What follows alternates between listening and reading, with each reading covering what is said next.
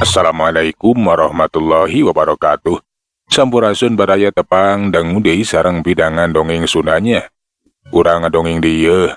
Urang neraskeun hanca dongeng anu katuna kalayan ngabantun jajara carios Jaka Sakara si anak ke laut.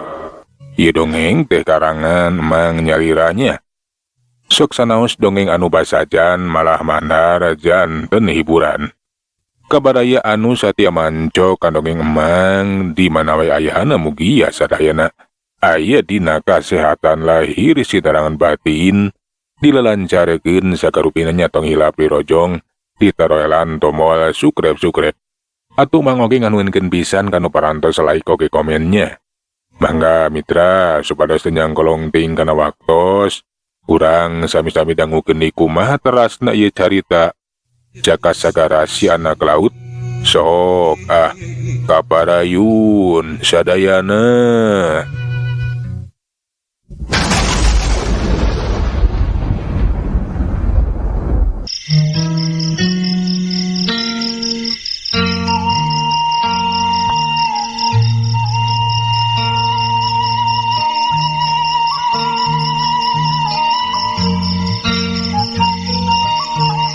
Tapi kata pas kasambak anak jeung pamajikan Mang Jamil teh pon kituluy Mang Utun keur dari ukwe. Basa nempo si Mamang keluar jeung si Jaka jung atuh carengkat. Kata empo banget penasaran. Nah geus cager apa acan cenah eta Mang Jamil teh. Ku si Jaka laju dijelaskeun. Ayeuna mah carulah sieun ulah hariwang lantaran si Mamang teh geus cager. Jang Jumali jeung indungna ge percaya reureuh ayeuna mah bungah nu taya papadana. Ari si Mamang anu gering nama ukur moloh kaget. Ngadenge caritaan si Jaka Sagara teh. Da ari rarasana mah kapan manehna teh cager hanteu kunaon. Tara ngamuk itu ieu. Lantaran banget ku penasaran pok laju tumahanya kaya pamajikanana. Nah bener kami teh sok ngamuk indungna. Nyabangna nepi ka dipasung teh. Dara rasaan mah cager weh. Rumah sanggeus ngalakukeun tindakan naon-naon. Ih, matak dipasung oge kapan bapana teh sok ngamuk. Matak paur, matak sieun kami mah bapak teh jiga nu euwah. Ai kitu kotan teh naon atunya. Nyada kami mah teu sadar teu inget naon-naon. Enya moal inget nanaon Mang. Lantaran Mamang teh meunang gangguan ti bangsa lalambat lembut. Jiwa jeung pikiran Mamang teh dikawasa ku itu Mang. Baik, ngan atuh ke da Mamang terasaan mah teu boga pasoalan. Hanteu boga kasalahan aya hubungan jeung nu kararitu. Jeung nya pokona mah teu boga masalah we. Nah, buat ujuk-ujuk kitu atuh. Enya Mang. Mang mah ukur korban. Tageskeun bae lah. Ulah apalah sababna mah. Bisi manjangkeun kagorengan. Nu penting mah Mamang kiwari teh geus cager. Si Mamang teh katempo unggut-unggutan sanajan masih kene penasaran oge laju we atuh nganuhunkeun ka si Jaka Sagara. Anu geus haat ngubaran. Nya nuhun we Jang. Ujang geus ngubaran Mang. Nya lamun tadi ubaran meureun Mamang teh bakal kitu we ngaco. Wah. Nyalakakeun ngariweuhkeun ka sararea. Uing mah ngan sakadar cukang lantaran. Meureun geus diparengkeun we ngajodo cageurna kudu diubaran ku uing. Nya Pak, kapan ku abi ge bapak teh geus diubaran ka itu ka dieu ditambahan. Teu sirik na Mang dieu teh teangan jalma anu bisa. Tapi teteh lagi ngajodoh nama ka ieu Ayi Jaka Sagara. Jang Jumali jeung indungna ge sarua we nganuhunkeun ka si Jaka Sagara. Sapadareng sing ngubaran mah tuh si Jaka teh gura-gura we pamit. Hanteu bisa lila cicing dia tai mah. Antaran cenah alasan mah aya nu dituju. Jeung deui inggih salempang. Inggis aya kaributan kangaranan kapan si Jaka teh jalma anu dicap jalma jahat. Lamun seuk aya urang dinya anu nganyawankeun manehna ku kulamperengan ka eta lembur, pasti moal teu pada ngusir pada ngepung. Da ayeuna mah geus cager. Uing ayeuna adek neruskeun lampah, engke heula atuh. Menang sapoe dua poe manggeus we cicing lah di lembur. Ih, henteu kitu, inggis aya kajadian anu teu dipiharep. Kapan terus terang, uing teh keur kena kupitnah. Disangkana jalma jahat ku batur mah. Kumaha lamun urang dieu nyahoeun aya uing ka ieu lembur? Bisi jadi matak. Harunya ke keluarga ieu ge bisi kababawa. Jang Jumali jeung bapana teh hanteu bisa nyanda tantuk nama.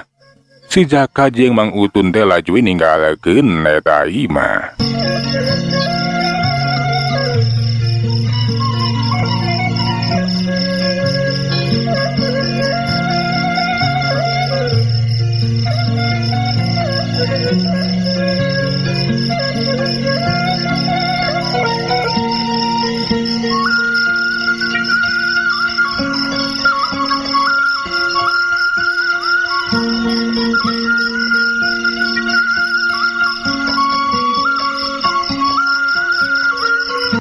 Caritaan si Jaka Sagara teh hanteu nyalahan da eta we basa duanana keur jongjon leumpang arek ninggalekeun eta lembur. Aya anu megatan jalan sabubuhan jalma aya kana genep urang nama Cung Jeleng bade samakta ku pakarang ngahadang. Di antara anu genepan teh laju pok terus cacarita. Mereka mana si Jaka Sagara? Wah geus nyieun dina kalaku kajahatan dia lembur dewek deuleu. Oh, temi harap lamun aya urang dia wanoja anu geus jadi korban sia deuleu. Nya sadasar tareuh bule, kumaha ni sing ngalanto ka lembur aing. Nanaonan ieu teh? Uing mah teu rumasa geus ngagunasi ka urang dieu. Datang ka dieu soteh, lain tas nyieun kajahatan, tapi tas ngubaran bapana Jang Jumali nya Mang Jamil. Pek we ka itu tanyakeun ayeuna mah. Da geus cager eta Mang Jamil teh. Aya hubungan naon sia maneh jeung si Jamil? Buah boy sarua edana deuleu. Muntung akon-akon sia. Buat geus ngubaran si Jamil sagala rupa. Kapan basa kamari ge kasaksian ku aing? Gelo teh jelema teh. Wah.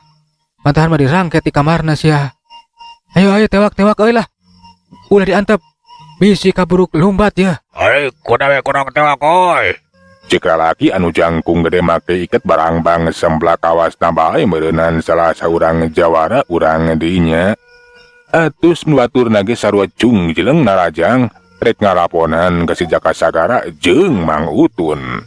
Pugoe atuh Mang Utun teh mani murungkut ningali pedog anu pating kurilap jeung pereup anu pating ngariuk. Alah kumaha Jang? Nah urang teh kalah ka dikepung kawas bagong kieu Jang. Adek direnca luh. Tuh aku mah geus kieu. Tenang Mang, ulah sieun. Cicing ulah jauh ti uingkeun. Urang sing hareupan.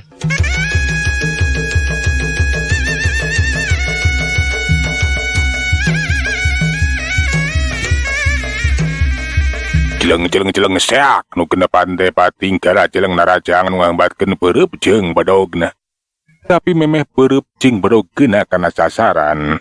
Rikat si Jaka Sagara teh nemetakeun dampeleungna wush. Aya kekuatan tiis anu sumebar nimbulkeun es atawa salju. Eta es atawa salju teh nepikeun ka mancau rabugoe atuh nu narajang teh ngadakan gentak Cung Jeleng malunur. Ngerasa kaget aya jalma anu bisa ngeluarkeun kekuatan hawa tiis anu pohara. Henteu apaleun lamun sanya nama si Jaka Sagara teh ngagunakeun ajian lambak sagaran. Ay naon ieu teh? Lah, nah ya jalma bisa ngeluarkeun salju atawa es euy. Alah anjir. Teh teh cari bule teh hebat euy. Awas, kade sing hati-hati euy. Nah, kalau kamu nur aya ulah sieun ku tiis euy. Ayo tarajang deui euy.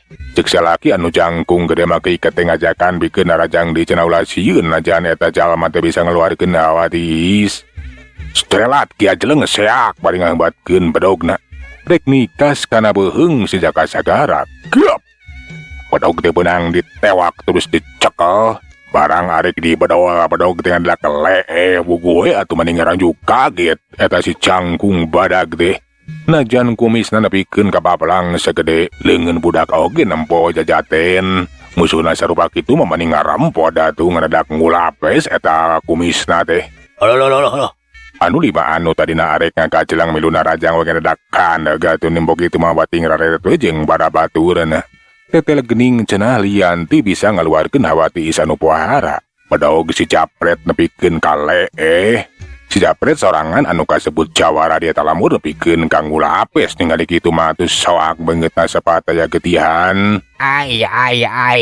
Ih, eta bedog nepikeun kale jang. Emun nahaun. Sugan ieu jelema teh bener, lain jelema. Alah, aya bisa ngaleehkeun bedog sagala rupa. Kunaon kalah kajiga nu sieun sawaku uing. Da uing mah ukur ngabela diri moal arek nanda samarane. Hei Jaka, nabatna dia datang ka dieu teh lain tas nyieun kajahatan. Bener pek we tanyakeun atuh ka Mang Jamil. Kiwari mah geus cager tina edana oge. Datang ka dieu uing mah tas ngubaran. Lamun nya bener kitu, kapan maneh teh kacaritakeun jalma jahat? Ih, buku uing teh keuna kupitna. Saenyana mah uing mah lain jalma jahat. Kena urang mana tuh? Lamun hayang asal muasal uing mah ti Sagara Kidul. Sagara Kidul. Wah bawa maneh teh nyalain jelema. Ayo, bertinggalkeun di tempat. Tingali kapan ketika tingali bule kitu teh rupana oge. Nya najan kasep tapi bule. Beda jeung urang-urang. Bisa jadi lain jelema, tapi urang Sagara Kidul. Alah, cilaka. Lain pilawanan urang. Yang mudah-mudahan wae atuh si Jaka Sagara teh lain jelema jahat anu geus nyentina kalaku kajahatan di lemur urang. Nya, woy dabak pelitan age, beda jeung urang bahaya yo. Urang tinggalkeun ieu tempat euy. Ayeuna kunaon Japret, nah sia teh jadi ngoper geuning. Lain pilawanan urang euy. Alah, sok dewe ka hayu euy. Lain jelema jeung nama euy. Nu kenapaan teh pating laleos ngejat ninggalkeun pakalangan. Mang Utun ngemplong hatena teteh geuningan cenah sakaprakan oge nu kenapaan teh bisa diungkulan. Alah, terus terang jang Mang mah reuwas kareunakeun ieu teh. Tadi mah geus asa sacek-cekeun. Geus asa sahabak-habakeun. Alah, geus kabayang we Mang teh beun teh bakal cilaka, bakal ajal binasa. Ih, ulah sieun Mang. Keun da kapan urang teh masih di tang tayungan keneh. Kudu ngalaman kareuwas, arek di Alapati. Sok padahal sanyana kapan di mana wae iraha wae urang teh nu hirup mah di teu woleh didodoh ku pati. Enya kan geus waktuna. Geuningan ajan dina kaayaan kumaha wae oge. Ari kuduna salamet mah salamet wae ari can waktuna mah. Jadi ulah sieun Mang. Nya jang tapi tetep we Mang mah soak. Ujang bisa kitu ari keur Mang mah. Puguh soak we aya jang. Bisa teh lantaran dibiasakeun Mang yang hareupan rupa kaayaan. Urang teh kapan teu daya teu upaya. Obah aya nu ngobahkeun anging ku keresana we. Uing bisa ngabela diri oge. Tah ieu kajadian teh jadi pelajaran Mang pentingna boga kayakinan ka Pangeran nu Makawasa anu parantos nangtukeun jodoh, pati, bagja jeung cilakana manusia. Manusia mah wajib ikhtiar. Tapi kudu sadar jeung sabar. Salaku makhluk anu lemah teu daya jeung teu upaya. Sagala ge angin ku keresana. Nya lantaran manusia mah nu gagah bak aya apesna. Nu sakti oge aya geuringna, bakal runtuh ku lakuna, bakal runtag ku akhlakna. Umur geus diukur kadar hamo bisa disinglar. Papasten pasti tumiba. Kasing saha wae jalma, ku kituna wajibna eling ka Purwadaksi teh Mang. Kapan kitu cek Kisariban mah. Jadi kitu horeng teu nyajang enya Mang. Lantaran manusia teh kudu apal kana asal muasal supaya nyaho ka diri nyaho ka Gusti. Beh dieuna anu teu eling kana wiwitan mah bakal asa aing. Sagala di aku bakal sasar lampahna. Hanteu boga cacaang. Tah manusia anu teu apal kana wakasan bakal kalalanjoan hirupna teh asa langgeng we salilana ngalajur hawa nafsuna. Hirup sakama-kama. Tah sok padahal aya batasna sagala rupa oge di dunya mah. Moal aya anu langgeng Mang. Nya jang tah eta Mang teh masih keneh poekeun lembah dinya mah. Mugi awi atuh saeutik-saeutik Mang teh diwejaan ku Ujang. Lantaran ari Mang mah rumasa bodo jang. Najan Ujang sahanapun Mang. Moal arek era Mang mah diajar. Dararasan Mang mah jang hirup teh nu aing we. Kawasan nu aing. Sagala teh asa menang aing. Sok padahal kapan tadi cek Ujang hakikat nama sagala ke kersaning mantenna nya jang. Ih enya Mang. alus ari arek diajar mah urang babarengan we da uing geus sarua masih keneh diajar. Satungtung ku melendang di alam pawanangan, satungtung hirup mah urang teh saterusna salawasna diajar. Lantaran ari ilmu mah lir ibarat laut tanpa tepi mang. Loba keneh ilmu anu hanteu dikanyahokeun ku urang ti badan anu dipikanyaho ku urang. Tah kitu mang, enya jang. Tah jeung deui lebah keyakinan eta mah rasa mang. Lain beunang ku basa atawa ku carita atawa ceuk beja, tapi kudu di alaman. Heunya sagarupana ge kudu ka alaman we karasa. Geus karasa mah karek rumasa, geus rumasa mah sadar. Tah kapan sagala ge ku keresana nu maha kawasa bakal sidik ka nu maha suci teh. Ngandung harti sagarupa ge kudu dumasar kana rasa. Enya mang, lantaran rasa mang jeung rasa uing teh sarua. Jeung harasa mah tara pernah bohong. Nah naon buktina rasa emang jeung rasa ujang bet sarua? Ih, kapan lamun emang diciwit nyeri? Uing ge sarua diciwit nyeri. Lamun cai laut ku emang diicip-icip rasana asin, ku uing ge sarua asin. Terkecuali ai anu gering mah beda deui. Sok ngadadak parait we sama rasa hanteu garena. Tah eta oge gambaran. Lamun hate manusia gering, moal bisa ngarasakeun rasa anu sanyana. Sadaya anu dikeresakeun ku Gusti teh rasa kanyaah, tapi katarimana teh bakal lain. Asa teu ngeunah we tah kitu mang. Eueuh kitu ku tante jang. Jadi intina meureun hate teh kudu bersih, kudu wening, jeung di kudu boga rasa rumasa. Ngarah bisa ngarasakeun sagala teh kersana Gusti Maha Suci. Tah eta mang pentingna urang teh kudu boga rasa rumasa. Kapan cek tadi cek emang teh mah, emang anu sadar ieu teh hirup asa nu aing, sagala asa menang aing kumaha aing. Tah kudu dirobah engke mah. Ulah dituturkeun cek kumaha aing. Tapi aing anu saja benerna teh ing didinya teh kapan ka Gusti Maha Suci, hirup teh kudu kalawan kersana. Kumaha cek aturanana? Ulah ngatur sorangan mang, alias mawa karep sorangan markedawang badagong wangkelang. Nya jang ku emang arek dilanyepan, arek dirasakeun ayeuna mah. Ngarah karasa kersana nu kawasa teh jang. Nya heug alus mang. Ayo ah. Ayeuna mah urang teruskeun lampah. Geus kitu mah duanana teh kebat we. Ninggalkeun eta lembur.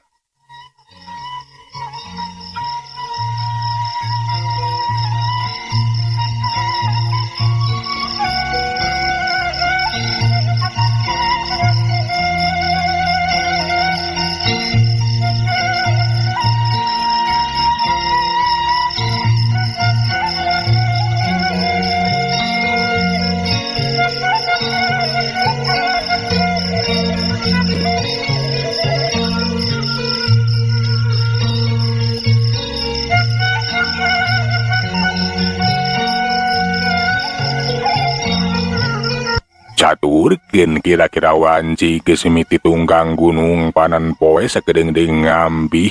Gayaan teh bakal poe. Atuh duanana teh kudu neangan tempat we jang reureuh peuting eta. Kabeneran tempat anu jauh ka itu ka dieu jadi sarara teh kudu di alam bebas we. Aduh jang, sakedeung deui poek ye. Kumaha wangkaning jauh ka lembur ye. Kapaksa mun urang teh kudu sare di alam bebas jang. Ih, ulah bingung-bingung mang sare mah. Keun bae di alam bebas oge, hanteu jadi masalah. Sakali-kali mah urang teh kudu ngahiji jeung alam, ngarasakeun kaayaan alam teh mang. Lantaran kapan alam oge obahna teh aya nu ngarasakeun ku Gusti Maha Suci mang. Sakur-sakur anu katingali boh makhluk anu harirup, aya kayaning sasatoan tatangkalan.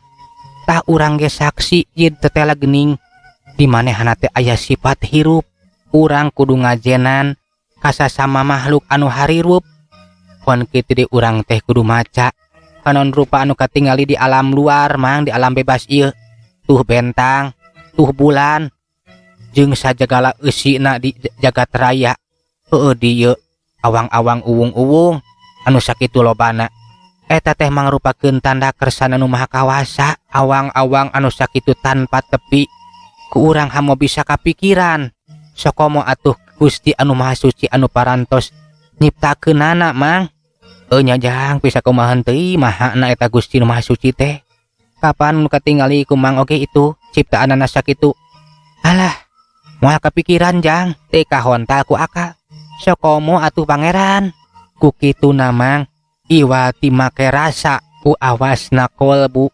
Urang bisa nganyahokeun ka Gusti Nu Maha Suci teh lain ku paningali lahir jeung make utek nu ieu mang. Lantaran kabatas atuh jasmaniah mah. Kakara oge nempo awang-awang nu sakitu tanpa tepina. Pon kitu deui anu katingali di awang-awang. Moal arek kapikiran, moal arek kahontal ku akal matak bejad mang. Enya jang.